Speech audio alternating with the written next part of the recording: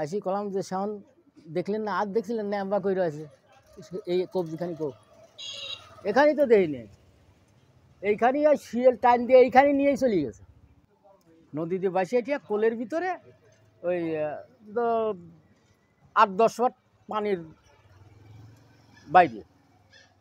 তাই বাহাদুরপুর ফাঁড়ির পুলিশরা এসে ধরছে, তা ধরিয়ে এখন ওরা লাস্টে দেহি টিয়ে ফোন দিয়েছে আমার থানায় ফোন দিয়েছে হচ্ছে লিগে রাত তখন বাজে হলে গিয়ে 1টার দিক কইলে যে মধু তুমি এখানে একটু আসো। তা আমি কই এত রাত্রি আমি একা একা ক্যাম্বা যাবো? ওই যে আমার দোকানদার কবেদ আলী আছে না, কবেদ কয় যে কবেদের কলাম আসি যে চলো যাই একটু, ওর দোকান বন্ধ করে আমার গাড়িতে উঠলো, ওটা নিয়ে গেছি। আমি যা দেখি লাশটা রয়েছে ওইরকম পানির থেকে 8-10 ফুট দূরে,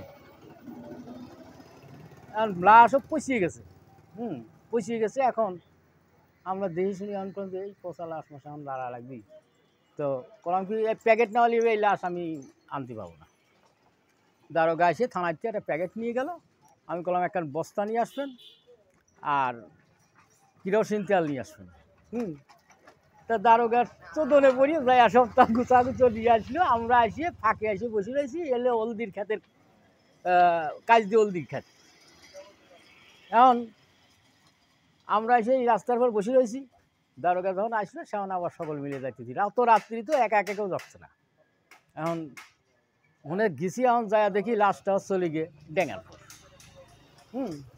ডেঙ্গার পর তো পাবলিক যারা ছিল তারা আসলে কয় কি লাশ ওই মনে দেখছিলাম এই ডেঙ্গার পর চলে আছে, লাশ তো আসলে গিয়ে ভূত হয়ে গেছে। ভূত হয়ে গেছে। তা আমি আর আমার সেই লোকটাও সাহস ভালো করছে যে এই দাঁড়া দিন দেখি আগে ইটা দেখে। তা তখন দারোগা বলতেছে এই মধু কি ব্যাপারটা কত দেখি একটু, লাশটা দেখলাম মধ্যে দেওয়া রয়েছে আর এখন কাছে আসছে, সত্যি ভূত হয়ে গেল নাকি? তা আমি বললাম স্যার লাশের কাছে যায় দেখিনি আগে। তা আমি যায় দেখি যে লাশের একটা শিয়েল করছে কি মনে হয় টাইনিয়ে নিয়ে আসি, হাত দিয়ে টাইনিয়ে নিয়ে আসে, টাইনিয়ে ডেঙ্গায় ধর ঠিক আছে। সেখান তো লাশ 12 হয়ে গেছে।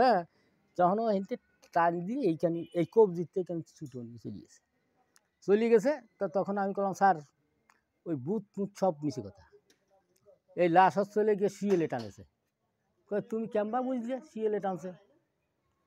তা আমি ক্যাম্বা বলবো শুনবেন আমার কাছে আসি কলাম যে শাওন দেখলেন না, আর দেখছিলেন না এম্বা কই রয়েছে এই কবজিখানি কো এখানেই তো দেই নেই, এইখানেই আর শিয়েল টাইম দিয়ে এইখানে নিয়েই চলে গেছে।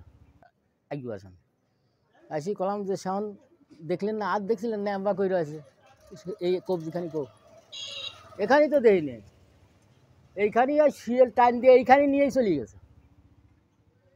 তা কয় এই দিয়েই হতে পারে রে। তা তখন করলাম কি ওই একখান বস্তা নিয়ে গেছে, বস্তা দিয়ে পেঁয়াজ দিয়ে নিয়ে ইয়ের ভিতরে গুঁড়ো নিয়ে চলে আসলাম।